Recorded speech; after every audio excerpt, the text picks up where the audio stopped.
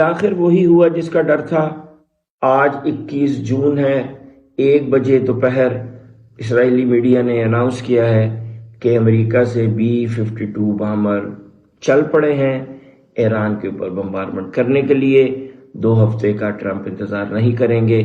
क्योंकि असल में इसराइल जंग हार रहा है, उसे अमेरिका की मदद दरकार है। उन्होंने ट्रंप पे प्रेशर डाला है कि हमारी इज्जत का मसला है, आप आए बम्बारमेंट करें। चंद घंटों के बाद ही ट्रंप ने बयान ये भी दिया है कि उनकी जो इंटेलिजेंस एजेंसीज है अमेरिका की, उनका ये अंदाजा गलत है कि इस ईरान बम नहीं बना रहा। ट्रंप को बहुत अच्छी तरह पता है कि वो बम बना रहा है। असल में ये सारा जवाब पैदा किया जा रहा है ईरान पे बम्बारमेंट करने के लिए। ऐसा क्यों है? इसके लिए मैं आपको बताता हूं कि मैंने अमेरिका में क्या देखा।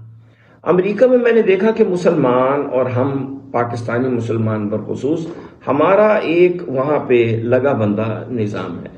वहां आते हैं, डिग्री लेते हैं, फिर कोशिश होती है कि कोई बहुत अच्छी हाई फाई जॉब मिल जाए, फिर फौरन भागते हैं पाकिस्तान एक डॉक्टरनी से, बहुत खूबसूरत लड़की से शादी करने के लिए। वापस आते हैं, मॉर्गेज के ऊपर एक बड़ा सा घर लेते हैं और फिर पीछे अपने घर वालों को एक बड़ी सी कोठी गांव में बना के देते हैं।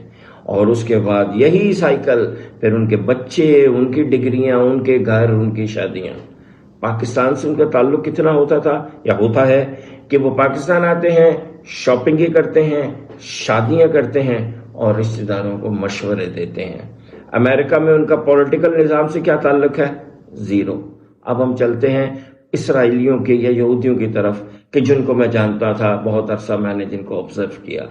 वो वहां जाते हैं, डिग्री लेते हैं, तहकीक करते हैं, तख्लीक करते हैं, अपनी सर्विसेज इसराइल को प्रोवाइड करते हैं, इसराइल जाके काम करते हैं, इसराइल को मशवरे देते हैं, पैसे देते हैं। और अमेरिका में रहते हुए अमेरिकन पॉलिटिकल सिस्टम पे पूरी तरह असरअंदाज होते हैं, कांग्रेसमैन से मिलते हैं, सेनेटर से मिलते हैं। ये वजह है कि जो अमेरिका उनकी सुनने पे मजबूर है, क्योंकि वो इसराइल को एक कॉज की तरह लेते हैं, उसको मजहबी दर्जा देते हैं। और हम मुसलमान बैतुल मक़दस फ़लस्तीन के बारे में सिर्फ ज़ुबानी